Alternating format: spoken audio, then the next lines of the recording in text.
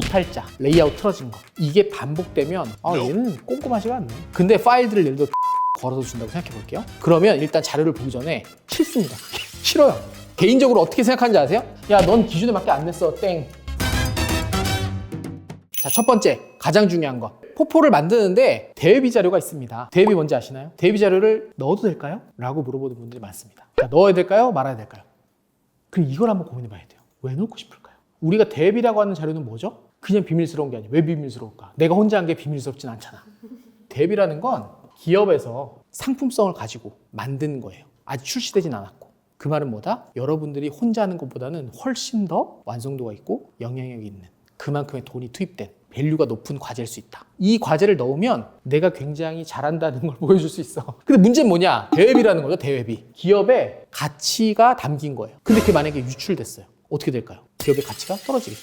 그래서 이건 뭐냐면 나는 그런 욕구를 갖고 있지만 절대 안 된다. 절대 안 된다. 이걸 채용하는 입장에서 생각해 볼게요. 여러분들이 나 이런 것도 했어요 라는 것을 어필하기 위해서 대외비 자료를 딱 넣어서 왔습니다. 그러면 채용하는 입장에서 어떻게 생각하는지 아세요? 회사의 굉장히 중요한 가치를 자기의 기준에 맞춰서 자기 멋대로 유출하는 사람이구나. 가끔 요청하는 경우도 있다고 들었어요. 요청하는 경우가 있다. 그럴 때 어떻게 해야 될까요?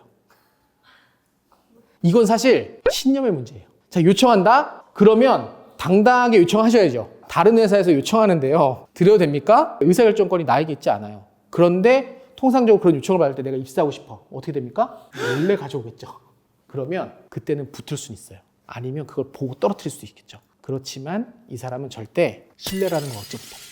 왜? 잘못된 것을 알고 요청했는데 잘못된 것을 응했잖아요. 그러니까 한 번 배신한 놈은 계속 배신한다고 하잖아. 똑같은 거예요. 그 사람의 인식은 이미 내가 원하는 것을 얻었지만 그 사람은 절대 믿지 않아요. 그래서 대비는 신뢰다. 약속의 문제, 약속의 문제. 이 대비의 자료를 내가 싣고 싶을 때는 어떻게 실어야 되냐면 관련된 내용들 중에서 대비에 문제가 없는 것들 잘 정리하시고 그리고 아웃풋들은 전부 블러 처리합니다. 그리고 나서 이제 뭔가 성과가 낮거나 이런 것도 있을 수 있습니다. 근데 그럴 때 그 성과도 구체적인 매출의 양 이런 것들보다는 이렇게 그래프적으로 표현해서 이 정도로 비율이 뭐 3,400% 상승했습니다. 이런 식으로 비율 정도만 나타내줘요. 그래서 대비는 절대 이건 여러분들의 브랜드 이미지를 깎아먹는 것과 마찬가지다. 그리고 디자인 바닥은 좁다. 자, 두 번째 이거예요. 사소한 것. 그런데 반드시 챙겨야 되는 것. 오탈자, 레이아웃 틀어진 거. 여러분들 포폴 막 열심히 작업하다 보면 어느 순간 갑자기 나도 모르게 옮겨진 박스. 나는 계속 봤는데 또 불구하고 발견하지 못한 오탈자. 그러니까 이게 사실은 오탈자나 레이아웃 살짝 틀어진 거 사실 엄청나게 영향을 주는 것은 아니에요. 그런데 이게 반복되면 나의 소중한 메시지들이 날아가는 경우가 생겨요. 처음에 하나 틀렸어요? 가다가 또 틀리잖아요? 얘는 꼼꼼하지가 않네. 기본적으로 디자인은 꼼꼼해야 됩니다. UX 디자인은 꼼꼼해야 되죠. 더 꼼꼼해야 되죠. 그래서 이 오탈자와 레이아웃을 잡는 게 중요한데 이거는 여러분들이 이렇게 생각하고 시작해야 돼요. 나는 절대 오탈자를 발견할 수 없다. 내가 100번 봐도 난 절대 발견할 수 없어. 내가 계속 그 프로젝트에 집중해 있고 내가 계속 그 글을 읽고 있고 하잖아요. 나는 어느새 그 글이 머릿속에 다 들어와 있기 때문에 틀린 걸 발견을 못해요. 그래서 다른 사람에게 무조건 요청하셔야 됩니다.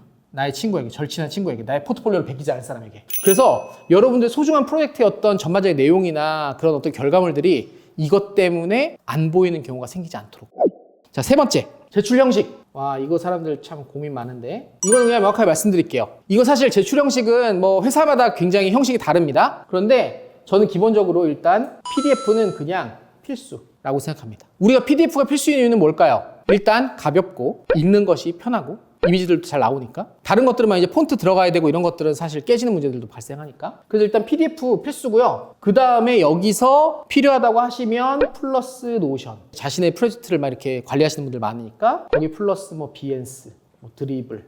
그리고 일단 우리가 이 노션 링크나 비엔스 링크는 여기다가 심을 수 있잖아요. 링크를. 그런데 이런 경우도 있어요. 요즘엔 사실 거의 없는데 PDF를 출력해서 보시는 분들도 있어요. 그러면 여기서 저는 플러스 QR코드. 그러니까 이런 게 다 뭐냐면 준비죠, 준비. 상세하게 준비하는 거, 세심하게 준비하는 거. 이런 용량이 큰 파일들은 어떤 사람들은 드롭박스에다 걸기도 합니다. 이거는 지원자 관점에서는 굉장히 합리적인 일이에요. 그런데 채용하는 사람 관점에서 굉장히 짜증나는 일입니다. 그러니까 무슨 일이냐? 삼성 디자인 멤버십이라는 곳에서 한 해에 지원자가 1000명씩 돼요. 20여 명 뽑는데. 근데 파일들을 예를 들어 드롭박스로 걸어서 준다고 생각해 볼게요. 자, 드롭박스로 걸어서 준다는 얘기는 내가 지원자의 메일을 클릭해서 다른 자료들을 다운받고 플러스 드롭박스 들어가서 이 자료를 다운받고 이 자료를 다운받을 때 폴더를 지정해서 다운받고 이런 절차들이 생기는 거잖아요. 저희는 분명히 몇 메가 이하의 파일을 첨부해라 라고 했는데 이 사람은 그 파일을 첨부하는 것이 아니라 그냥 드롭박스에 휙 넣은 거예요. 그러면 이 사람 입장에서는 한계지만 채용한 사람 관점에서는 이거 하나를 받기 위해 이 수많은 절차들을 진행을 해야 되는 거죠. 그러면 일단 자료를 보기 전에 싫습니다. 그게 싫어요. 그럼 이제 이런 걸 하면서 개인적으로 어떻게 생각하는지 아세요? 야, 얼마나 잘난 포트폴리오길래 이렇게까지 하는 거야. 이런 생각이 들어가면 일단 기본적으로 좋은 이미지를 갖고 들어갈까요? 뭐 안 갖고 들어갈까요? 아, 물론 이건 개인적인 경험이기 때문에 그렇긴 하지만 그래, 이 사람 정말 너무 보여주고 싶었겠지 이럴 수도 있겠지만 이게 반복되고 많아지면 굉장히 불편할 수밖에 없다. 근데 우리는 분명히 몇 메가 이하의 파일을 내라고 분명히 가이드를 줬는데도 불구하고 이렇게 내면 야, 넌 기준에 맞게 안 냈어, 땡. 근데 마음은 약하니까 또 보긴 보죠. 그게 힘들다는 거예요. 그래서 그런 차원에서 이런 서로 간의 약속이라는 건 좀 지킬 필요가 있겠다. 용량. 네, 용량이 사실 이 드롭박스랑 연결되는 거기도 한데요. 용량은 가볍고 그리고 뚜렷하게. 용량은 가벼우면 가벼울수록 좋아요. 그게 PDF를 쓰는 이유이기도 한데 이게 지원자 관점에서는 특히 이제 비주얼 디자이너들 보면 본인들이 생각하는 이미지가 최대한 잘 나오게 하기 위해서 깨지지 않게 하기 위해서 무분별하게 큰 이미지를 쓰기도 합니다. 그럼 결과적으로 이걸 PDF로 변환시킬 때 이미지가 엄청 커요. 제가 진짜 깜짝 놀란 게 포트폴리오 제출하는데 용량이 10메가가 제한인데 1기가를 낸 사람도 있습니다.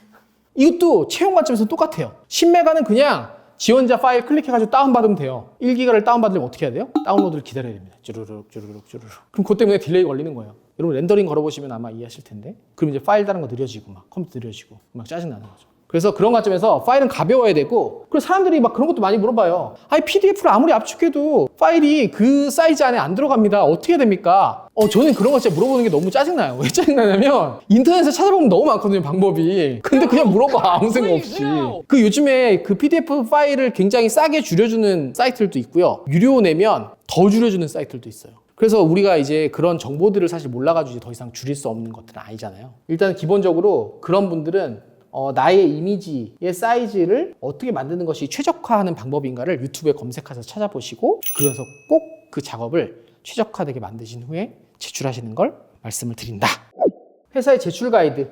회사 제출 가이드는 대기업이면 대기업일수록 굉장히 신중하게 만들고 메시지가 명확하게 전달되는지를 정말 많이 고민하고 만들어요. 그런데 이메일로 문의 주는 사람 정말 많거든요. 이건 이렇게 해야 되나요? 이게 맞나요? 저게 맞나요? 이 회사의 제출 가이드는 명확하게 정보가 담긴 건데 이것조차 읽어보지 않고 한다는 거는 내가 내 스스로 나는 입사를 하기 싫습니다 라고 얘기하는 것과 똑같다. 저는 이렇게 덤벙대는 사람이니 뽑지 말아주세요 라고 말하는 것과 똑같다. 그래서 가이드는 읽고 또 읽고 반복해서 읽으시면서 오해가 없도록 잘 작성해 주시는 것이 필요하다. 오늘 수고 많이 하셨고 이상으로 포트폴리오 강의 마치겠습니다. 수고하셨습니다.